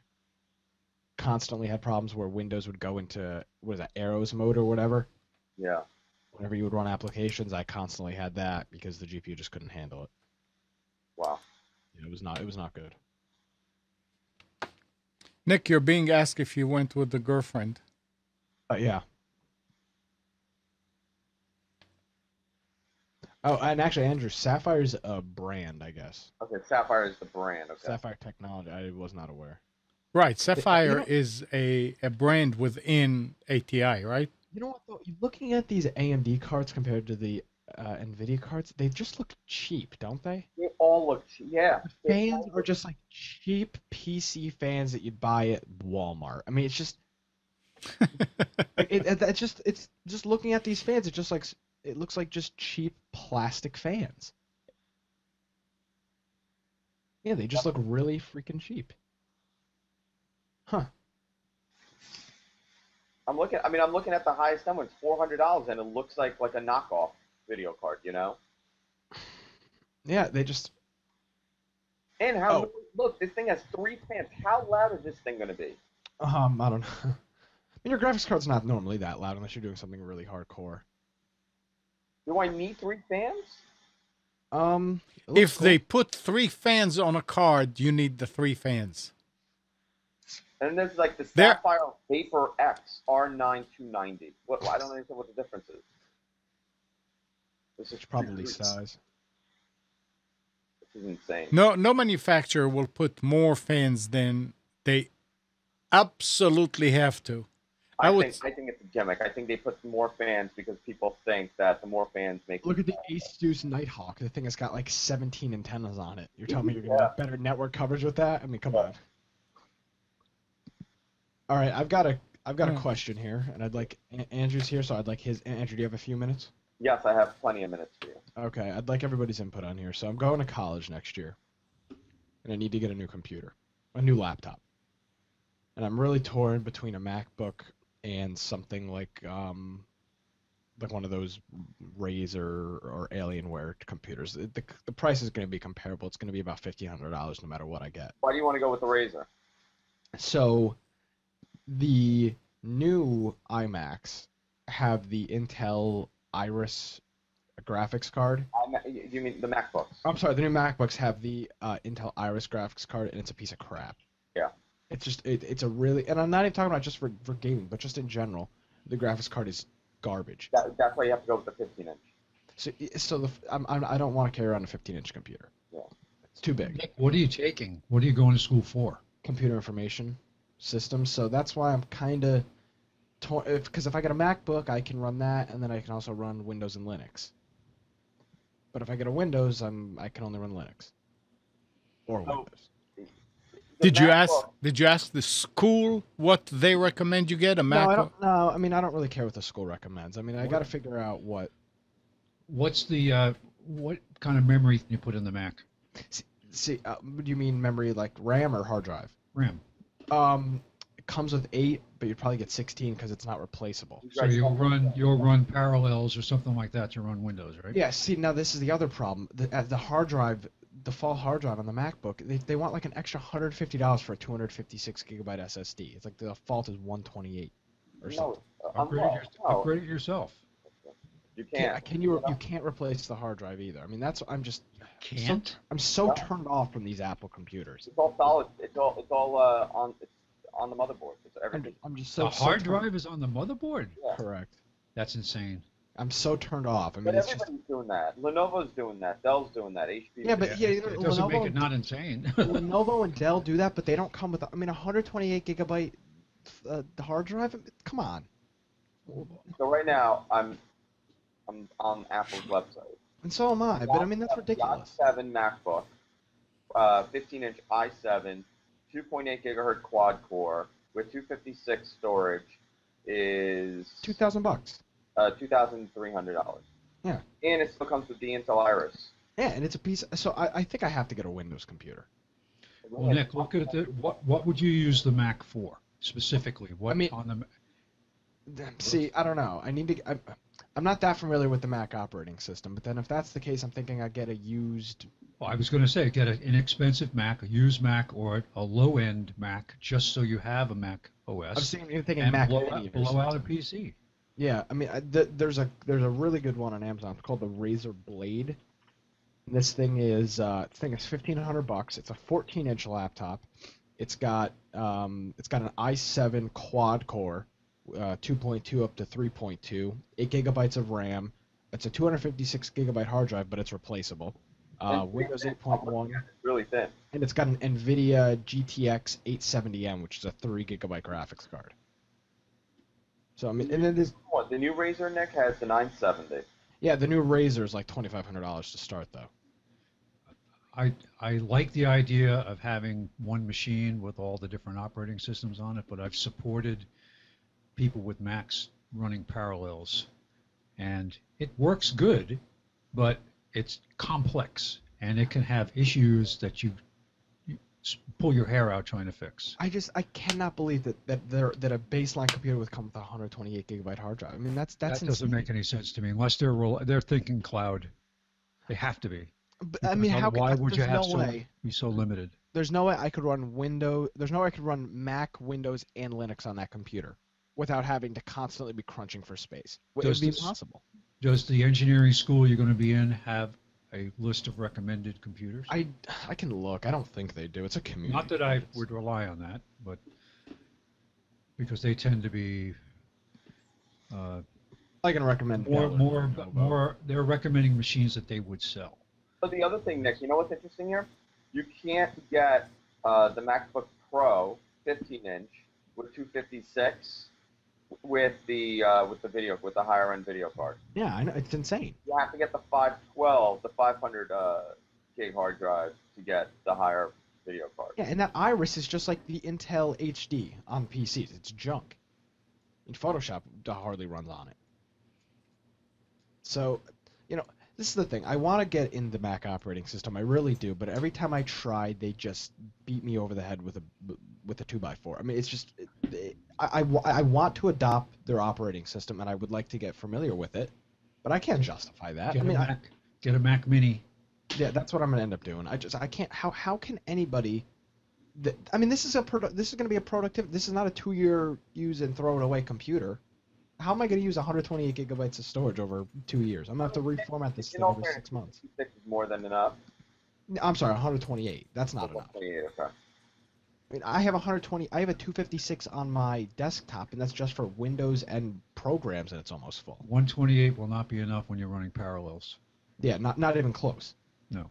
So Because that's the main issue I have with supporting a guy that's got a early MacBook Air with Parallels on it. He's constantly running out of space. So I have to save on an external drive, and he's had issues even with that, with running out of storage. well, even Boot Camp, Tim, it's going to be the same problem. I need that space. I mean, Windows is what, 40 gigs, something like that. Not without apps. Yeah, exactly. That's 40 gigs without any applications installed. Plus, I'm going to have to run Linux as well because I'm doing networking stuff. Mhm. So that's that's 3 operating systems. Not going to happen. Yeah, I would say the best choice would be to get a Mac Mini and just have it in your, get your KVM, hook it up to your KVM so you can have it at your desk and you can remote into it if you need to. I'm just even thinking maybe about getting like an older gen MacBook Air and just using that. I mean, it's not going to be an everyday. But the other thing, got to think about traveling. I mean, I don't travel a lot, but when I do, it's going to be nice to have a a gaming machine. I'm a gamer, and when I go on vacation, it's no video games for a week. It's not the end of the world, but there's a lot of downtime driving or whatever else. It would be nice to have something going on. Well, So- Nick, to find out what the school recommends for that class They don't. I just is looked at not their- is well. I remember what's her name, Katie went to SCAD Savannah? in Savannah for animation, and right away you would think a Mac, right? No, but- because you need a high intense video card. But the school recommended she'll get a Windows machine, and that's what they had in the labs and all that. And she found they out that the have to. people that had the Macs had a lot of problems doing what they were supposed to do. Yeah, because that's the biggest problem is they're still using crappy onboard video cards. And I mean, you get what if I understand if you go out and you spend $400 on an HP laptop and it's got that Intel HD graphics card, that's a different story. But when I'm spending $2,000 on a computer and it's got that same crappy video card, that's unexcusable. The It's six, just- what is it now? The 6100 is the latest one. I think so, but they're all I mean, they're not meant for high intense graphic usage. But you can't tell me, if this was the MacBook Air and it was $900, I'd be like maybe this is all right. But this is a $2,000 MacBook with a 15-inch screen and an i7, and you're telling me it can't have a better video card? That's just insane. No, I can't justify. There under no circumstances could I ever justify spending that kind of money on a computer and being like, oh well, can't play any games on this, can't install the OSs or programs I want because I don't have enough space. That's just insane. Hello? Guess who's calling in? I don't know. Brian Monroe. All right. Got my attention here talking to my Macs anyways. Hi there. Good morning, everybody. Good morning. Good morning. What's going on, Brian? How are you? Doing good. I actually got your solution here for your solution for your Hold problem. on a second. Amnon, can you turn him up a little bit? He's a little quiet. He is? I am? Yeah. I don't know whose end it's on, but you're a little quiet. It's not Go on my ahead. side. I can hear you fine. So I 100% agree. Get 2 computers. The MacBook Air, or actually what you probably want to get is like if you can basically find a used MacBook Pro, then you actually get one of the older models that actually let you upgrade the drive, the SSD. So you can get these solid state 500 gig of solid state drives from Samsung now for like $200. So what gen would that MacBook Pro? Like what year? Like would that be mid 2013 or mid 20, 2012? mine is the 2011. I think the 2012 were the last ones that you could All upgrade. right, so I need like Right. mid 2012 probably. right, but the point about that would be at least that point you'd actually have something that you'd be able to upgrade the drive for and get some storage out of it and be able to run multiple things, but I still would look at purchasing a Windows PC for you because you're a gamer. And seriously, it makes no sense to be not having that for you. I mean, Yeah. I have a friend of mine who's actually talking about getting this, either an Asus or there's like the MSI. Basically, they got these crazy graphics, dual quad core graphics cards, whatever you can get nowadays, and that's definitely what you want to do. So, but yeah, as far as the Mac, anyways, you want to get into the Mac, yeah, totally I would definitely get a 2012, some 2013, someplace in there, MacBook Pro. Actually, probably you can get a good deal on nowadays, and then you have the ability to upgrade the RAM, upgrade the SSD, and it's still going to be a really sweet system. And I don't see Apple dropping support for those for a while, anyways. So Okay, so Brian, I'm sorry. Brian, I have a question. yeah. If he's getting that high power PC, why spend more money to get a Mac? I mean, it'll do everything the Mac can do. Yeah, What- but what I was wanna talking get about is- familiar with so the he- operating system. He wants to learn the OS, basically. That's the point. And it's important he learns the OS because, honestly, Yeah. if he's going out doing IT stuff, I'm telling you, IBM's starting to support it within their business. I mean, it's not like it's going away. If anything, it's Oh going yeah, to... it's not as wild as it used to be. I mean, you can walk into a business and them have iMacs everywhere. Okay, all Right, right. yeah. Okay, that makes sense. To learn the OS, yeah, I'll go for that. Yeah. And Yeah, I that's thought why a I'm few trying of to that's say both that worlds. if he has two laptops, then, I mean, at least I know it's going to be luggable and this and that, and it's the whole entire thing. It's not going to be like clean and sleek, but or maybe even MacBook Air or something like that if you really want to, not something you can upgrade, but something that's just light. But otherwise, then you learn the OS. You portable with both. You basically take them where you go, and basically they both can travel with you in a bag. And you're a strong guy. You can lift them both. I hope so. Yeah. And it's not a something I'd be problem. carrying around every day either. This would be like okay, I have something going on today. I've got some free time. Let me bring my MacBook. Exactly. Or vice And that's versa. Yeah, and that's the way to go. And then you can still run, latest Mac OS system on it. It'll keep on being updated for a little while, which is gonna be good. So, yeah. I mean, here's the thing. I'm still on a 2011.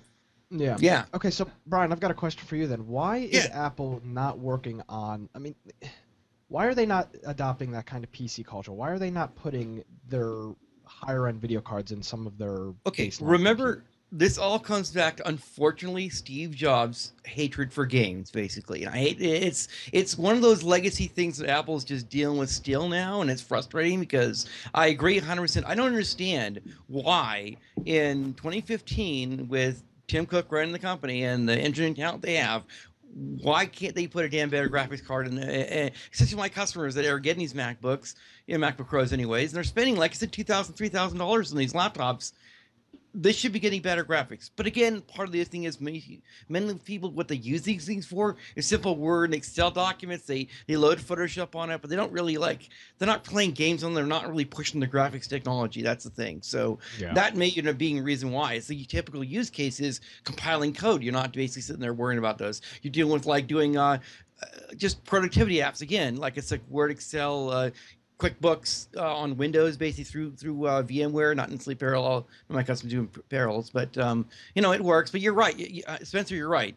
Parallels and these programs will take 40, 50. You'll take space, including when it takes snapshots. When you have the VM, okay, it actually wants to be able to make a backup copy of your current thing, do a little quick image. But those take space, gigabytes and gigabytes of space. You definitely, 120 is definitely way too small. You want 256 minimum on that. Yeah. 100%.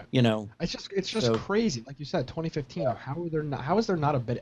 I'm not looking, to play a game at 120 frames a second. The 6100 Iris it's pretty good and it's pretty standard all across the board. But you're right. I mean, there's really one option for a higher end MacBook, and that thing's going to cost you about $3,000. Yeah, I mean, it's pretty standard amongst cheap Windows laptops, which is what I would come to expect. I don't expect my $300 Toshiba laptop to have a good video card, but I would expect my $2,000 MacBook to have something. Let's see. What's HP? Let's go to HP. Their MacBook clone. Let's see what they have here.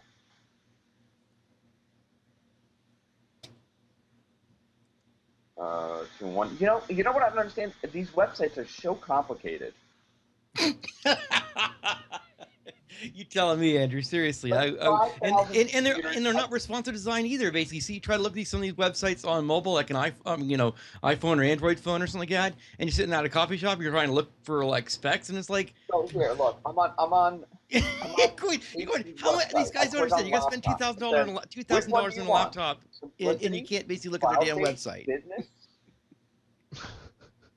I don't know. I don't know which one. Which one? I'm sorry. Which one, Andrew? I'm trying to figure out how to find a laptop here, and it doesn't. Whose So- website are you on? HP is? HP.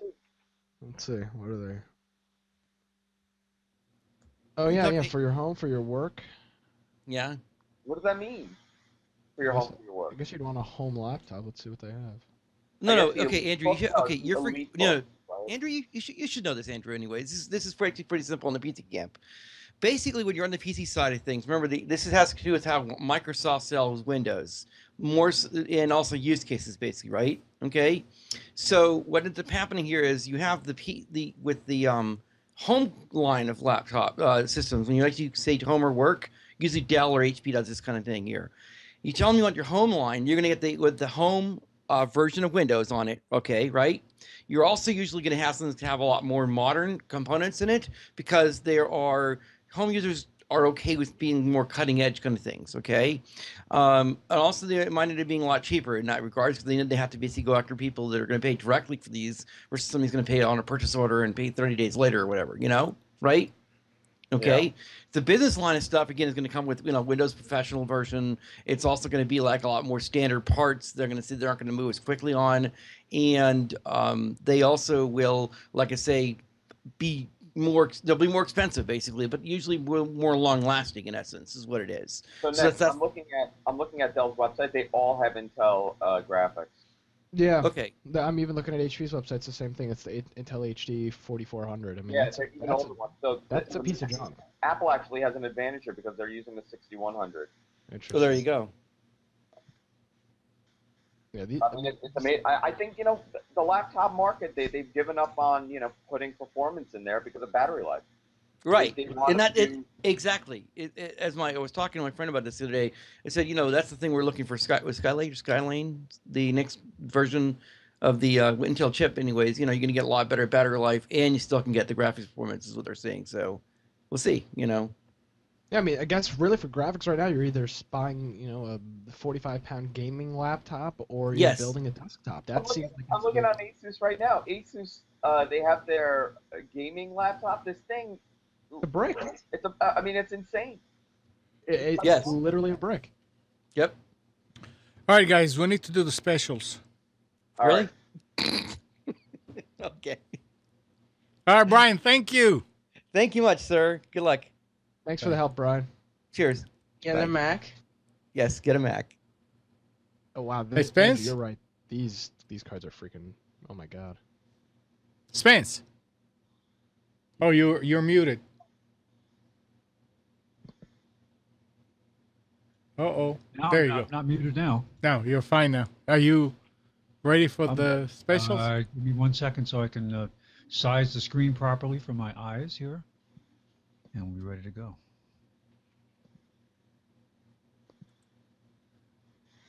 Okay. Computers 2K Now weekly specials for June 7th, 2015. And we're going to start with Office Depot Office Max. They have a Brother inkjet printer, copier, scanner, fax machine. This is the J4700 or 470 DW. This means it has automatic duplex two-sided printing as well as wireless. $69.99. That's $30 off. They've got what is really my favorite laser printer from Brother. It's a little bit more than their entry-level laser, but this is a print copy scanner. It doesn't have the fax machine. If you don't need a fax machine, why get it? But $99 for the DCP L2540 DW. Again, duplex and wireless. $80 off the regular price. Brother basic laser printer, the 2320, which comes with automatic two-sided printing, is not wireless. USB connection, $59.99, saves $60. We've got an Epson Workforce wide format inkjet printer. This is a printer, scanner, fax, copier. $199.99. That's $100 off plus an additional $50 trade-in savings. This will print up to 13 by 19. Where do you find 13 by 19 paper? You cut the real big piece of paper. you buy a big roll and you just cut You it. freehand it with scissors, though. That's the key to freehand it. It's got to be jagged edges, or it's no good. Oh boy. I've got a Lenovo Flex laptop. This is a Intel Core i3 with a 15.6-inch screen, touchscreen, 6 gig of memory, $429.99. That's $140 off.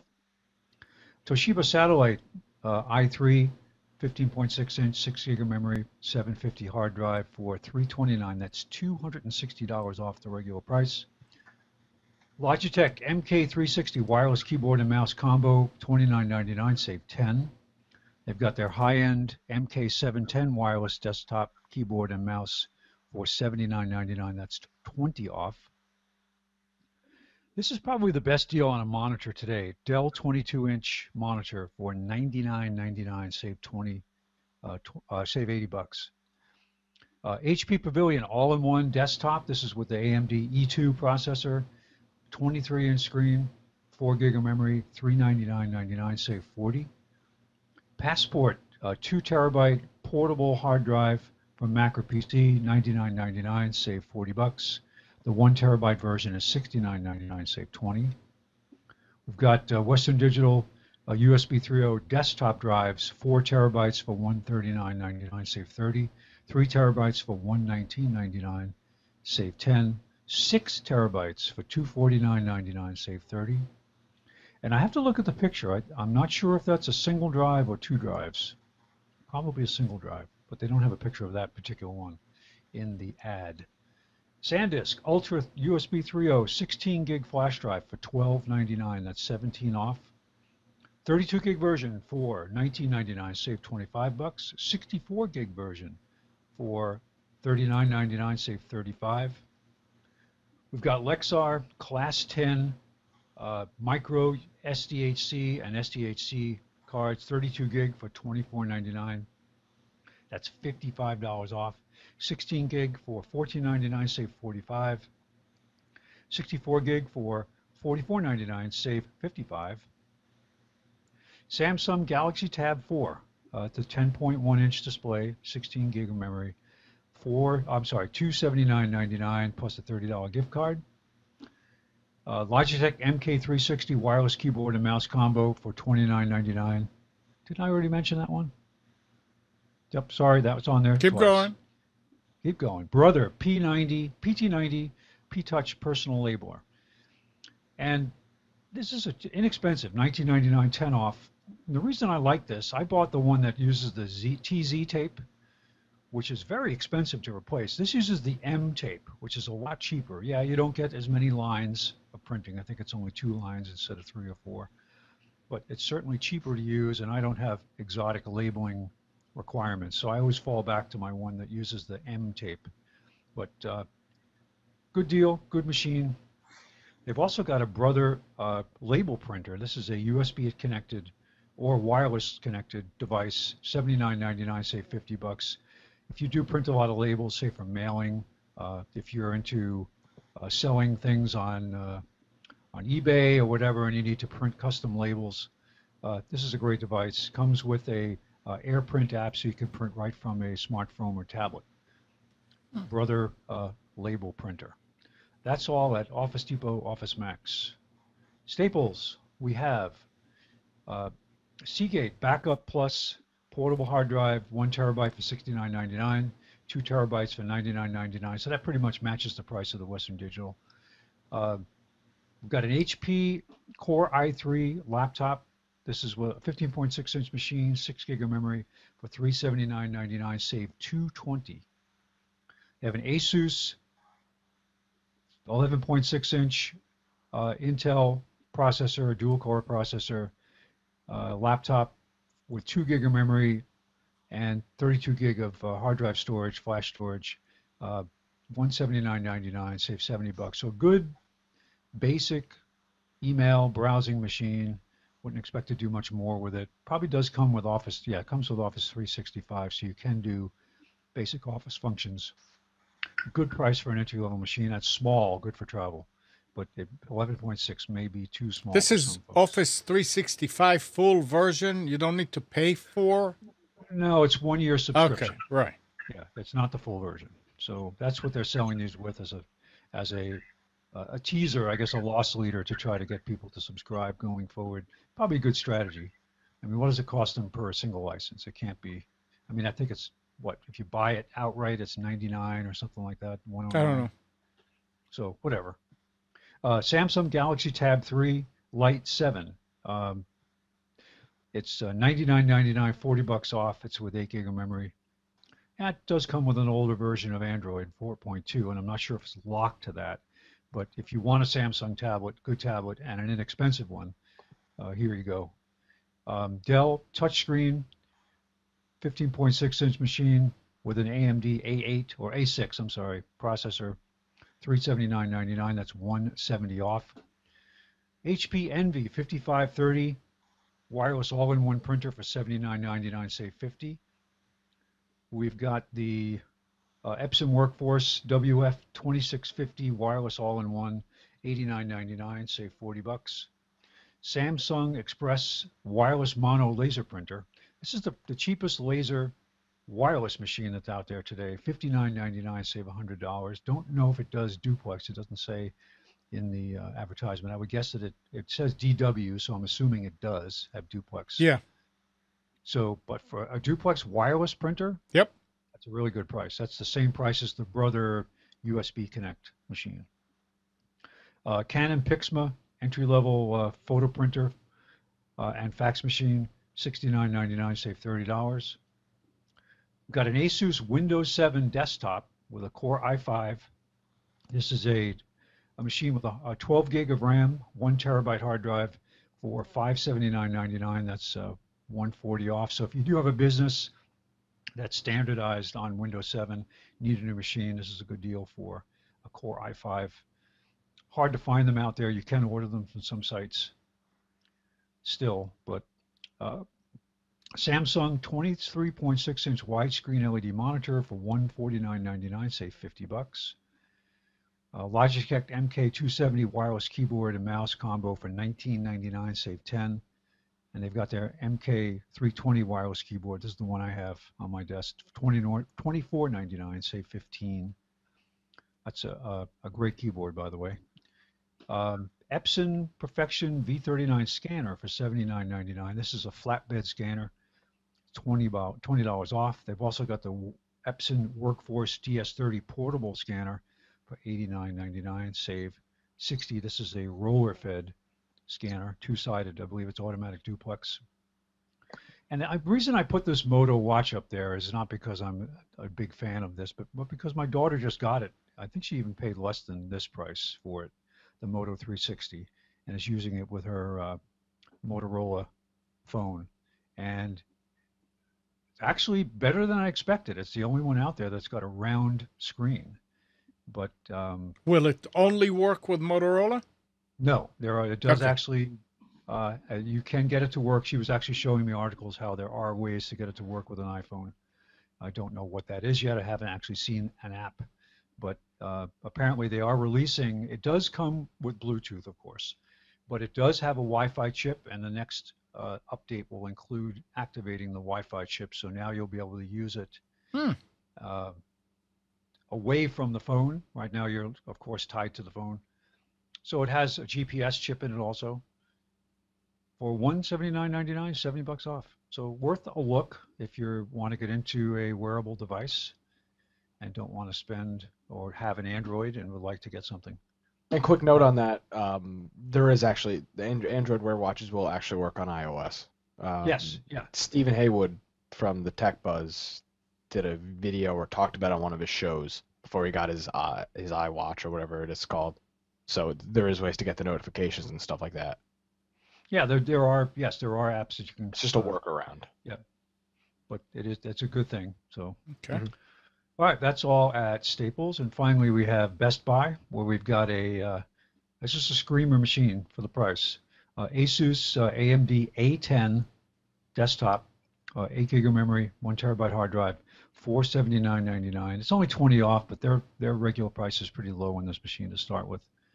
HP 21.5 inch LED monitor, $119.99, save 30. They have a 23 inch HP monitor for $129.99, save 50.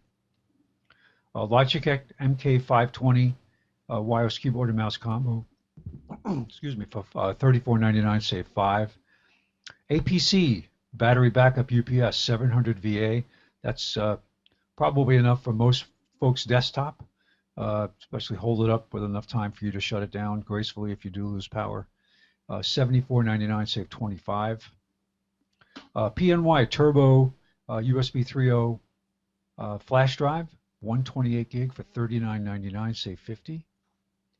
Logitech Z313 2.1 channel speaker system, 3-piece. It's got a subwoofer, a left and a right speaker, as well as a remote, a wired remote. $34.99, save 5. Brother MFC J475DW wireless inkjet with two-sided printing for $69.99. That's 30 off the regular price. Brother wireless laser mono laser printer with wireless and duplex for $109.99, save 40. We've got a Samsung Galaxy Tab 3 Lite for $99.99. That's the same price as we had at Staples. Lenovo Tab 2 16 gig Android tablet for $119.99, 10.1 inch screen. And Dell Venue 8 8-inch Intel Atom Android tablet, 16 gig of memory for $119.99, save 60 bucks. We got a Toshiba Q Series Pro 128 gig internal solid state drive for $59.99, save 20. That's a notebook form factor. I don't think they sell. Do they sell solid state drives that aren't in the server class for 3.5 inch form factor? I don't think they do. I don't know. I remember when I configured a server one time, an IBM server with a lot of storage, it came with like 6 2.5 inch drives. I don't think they make them in. I guess it really doesn't matter because it's just a size issue. It's not like you have to have a bigger platter. Their size doesn't matter. Storage. Yeah, size doesn't. No, size does not matter. Don't let them fool you. Western Digital My Passport USB 3.0 1 terabyte drive, $59.99. That's actually a really good price. Normally it's $69.99. That's 40 off the regular price. And Seagate Backup Plus USB 2.0. USB 3.0 2 terabyte drive for $89.99, save 40 bucks. It's also a very good price for 2 terabytes. And that is at Best Buy. And that is it. That's pretty good. Yesterday, Jason went and added another drive to one of his servers to use. And anyway, it was a small drive, and it was a 1 terabyte. And he said he got it for $49 in one of the big stores. Now, I don't remember what you said, Jason. If you're still here, I guess you are because you said, yeah, specials. Which store did you get it from? It was a 1 terabyte, and he said it was $49.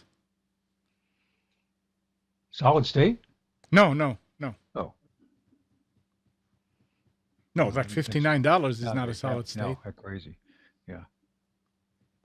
But it was a good drive, but I don't think it had a name on it. The name was Other? Yeah, it was Other. Manufactured by Other. Yeah, by Other. Spence, thanks. You're welcome. That was very, very good. Very, very good. All right. Let's see. Who's using Netflix? Everybody, right? Netflix is experimenting with pre-roll and post-roll advertisements for some of its users. For now, it's just pitching its own original programming. However, many are concerned that they plan to serve third-party ads, but the company says they have no plans to do so. Yeah, right. They told Mashable in a statement, "We're not planning to test or implement third-party advertising on the Netflix service.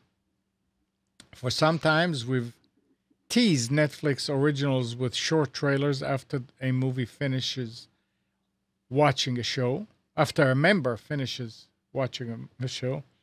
Some members in a limited test now are seeing teases before a show begins. We test hundreds of potential improvements to the service every year. Many never extend beyond that. Who was mentioning it when we were talking about advertisement? That cable TV was supposed to be no commercials, right? Isn't that amazing? We're paying for cable to watch, and we're watching commercials. It's the American way. Yeah.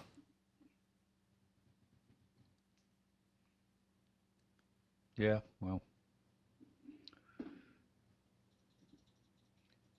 I did find instructions, by the way, on how to remove the Windows 10 upgrade.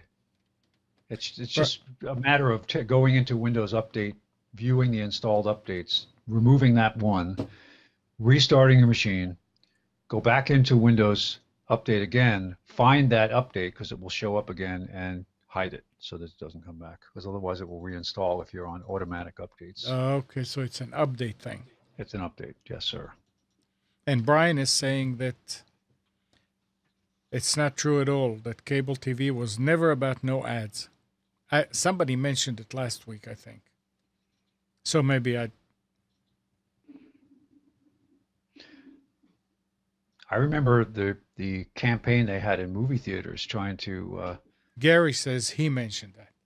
Mess up cable plans, because all they would show is a television with a coin slot on the top and people pouring money into it. Don't allow there to be pay TV, because they actually saw the future and what was going to happen if that happened to them. So Interesting. Where did you find those instructions to remove that crap? It was on Dave's computer tips. I'll post it. I'll post it in chat. Because they're saying go into your update history and that you can remove it from Windows updates. Yes, uninstall and update. I'm not even sure where to do that. Yeah, it's if you go to. Oh, never mind. See, installed updates is where it is. Okay. Yep, installed updates. And then go in here.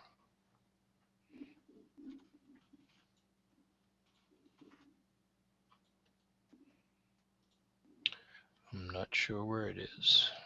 Yeah, I'm looking through the list now too. I haven't found it yet. You have to look at every one.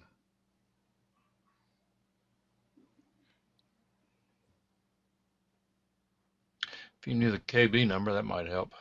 Yeah, let's see if it's in the ad, if it's in the instructions. I don't know if there's I got to go through 340, of course. KB 303 5583. Right. 5583. 5583. No items match your search. Wait a And minute, you- it's still searching. And you have it? No, not yet. Oh, so you don't have the Windows. I've got the icon, but I'm trying to figure out how to get rid of it. Let me see. Yeah, I sorted on date too to see if I could. But those are grouped Had to by be on the date, I last believe. week. Yeah, they're by category. They have like Office Professional updates, Acrobat updates, Windows updates, Visual C updates, Silverlight updates. Oh, no, I do that backwards. Well, yeah, because I don't see it. It's called Update for Microsoft Windows. Maybe this is a generic. Yeah, it does say search on. Hang on here. Let's see. It says. Yeah, it's KB 303 5583. Search on that in the search box. It's showing that specifically, and that's from this week's. I got it. Okay, so it's not labeled as that. It's just update for Windows. And where did you find? How did you find it? Oh yeah, it's Sure. right there Yeah. at the top. It says update Yeah. for Windows, and it says 303-5583 Where? Where are you looking? in the view update history. Yeah, and I installed updates. I put it in the search window at the top, and it popped it up. 303-5583. Yes. Yeah, but there's no way to. Oh, you have to go to programs and features and It's uninstall not it. finding it on mine. You don't see update for Windows. I know where updates are. I've got it. I'm looking right now at installed updates. I'm looking at uninstall a program, and I'll do KB. Is it K or KB? KB. Look at the Dave's page has screenshots. That's how I found realize it's not listed. It just says update for Windows. It doesn't tell you what it is. Mine says Yeah. update for Windows, update for Windows 7, KB 303-5583. Yeah, mine just says update for Windows and the KB number. And that's If it. I view installed updates, Yep. right? And then put I on the found search bar in the upper found it. upper right, you can. Okay. You know what? Oh. I've never seen this before. I mean, while I'm looking at it, I've got about 20 different updates. It's the definitions from different, and they all say KB 23-101-38. Definition update for Microsoft Security Essentials. But there's a whole bunch of them with the same KB number.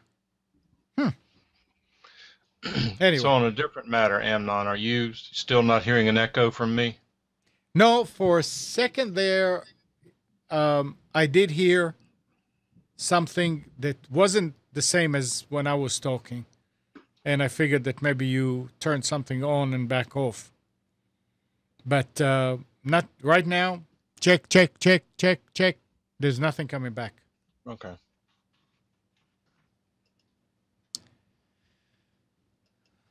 All right.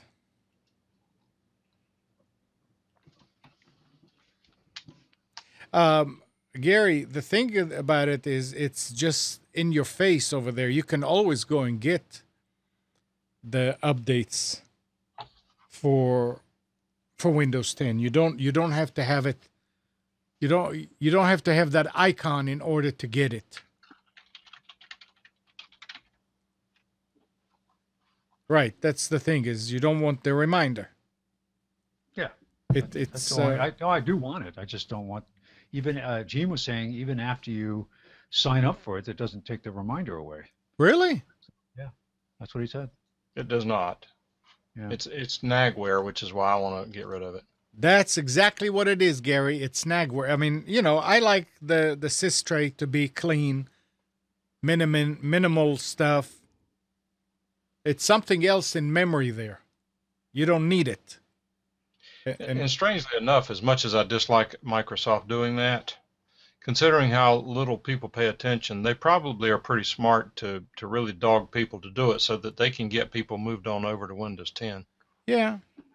But I mean, why not put something about exit? Bring it back Well, the next time to boot, We'll see. Anyway. All right.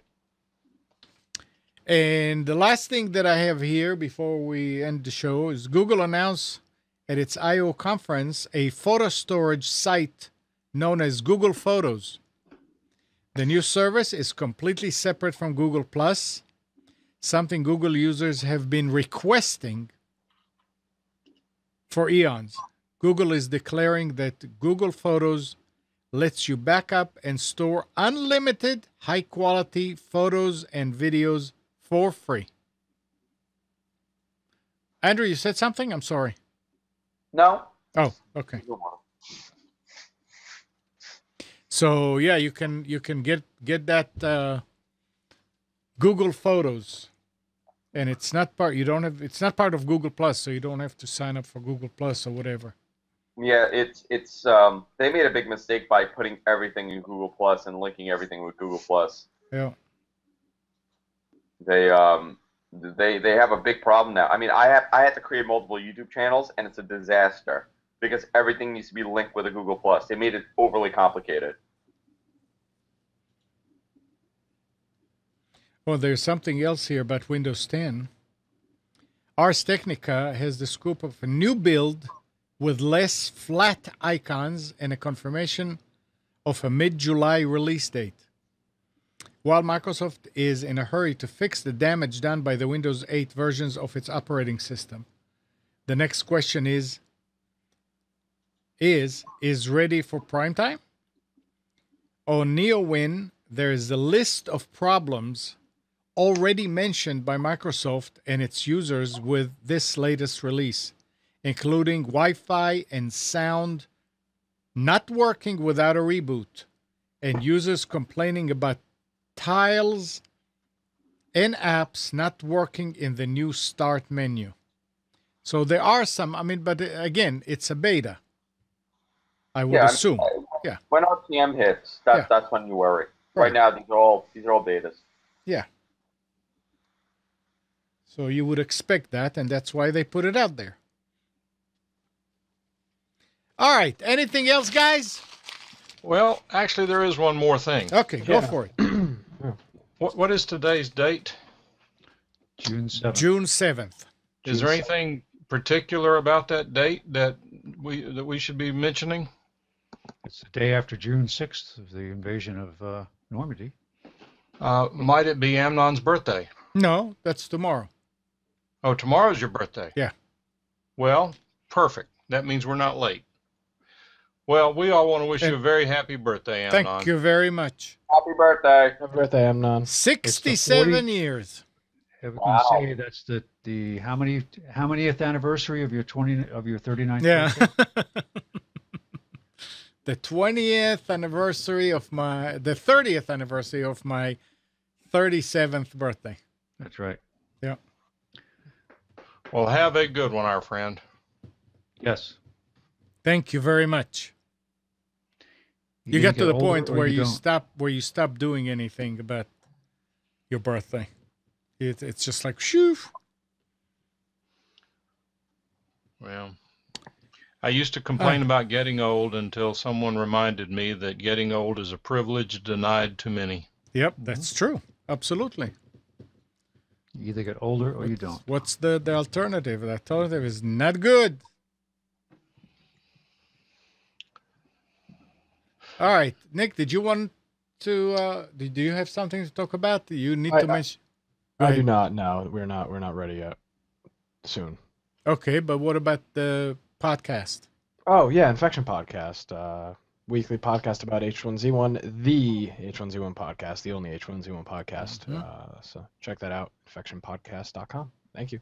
And the podcast is on Tuesday evenings at 7:00. It's supposed to be from 7 till 8, but it normally goes. It's so popular. It's supposed to be from 7 to 7:45. Really? From about 7 until 9. Yeah. Correct. There's a lot going on, and it's a lot of fun. Yep, check it out. Amnon watches every week. I watch it every week, and it's even though I'm not a gamer, it is fun to read the chat and to listen to these guys talk. It's very interesting. I feel like you could actually you actually know stuff about the game now from even though you haven't played it, you still have some insight on the game from watching the show. Maybe. I don't know. Anyway, thanks for doing that show. It's helping a lot of people out there. I mean, when you read the chat, you see how many people are saying, "Oh." So that's a good thing when people don't know something and they get the information from a podcast. I appreciate your support on it. Yep. All right. Anything else? Andrew? Hi. Spence, anything else? Nope, just have a good week. All right, you guys too. And thanks again for the wishes, guys. Amnon, I took a picture and I posted it in the Skype group. You took a picture. Yeah, for you. I don't see any link anywhere in the in the Skype group. Okay. All right. Well, He's going to give you that for your birthday. thank you. The picture, not the car. So good morning, Kathy, Hannah, Nabil, Mac, Norm, Katie, and Donna, everybody on the panel and everybody in the chat. Thank you for tuning to Computers 2K Now. We hope you enjoyed and maybe learned something from our time together. Remember to practice safe computing. Back up your hard drive and update your virus scanner. We'll be back here next Sunday at 9. But you can always reach us at computers2know.com. While you're at it, like us on Facebook and subscribe to our YouTube channel. Tune in tomorrow at 1 o'clock for the Breaking Free show. No more shows today. Bye, everybody.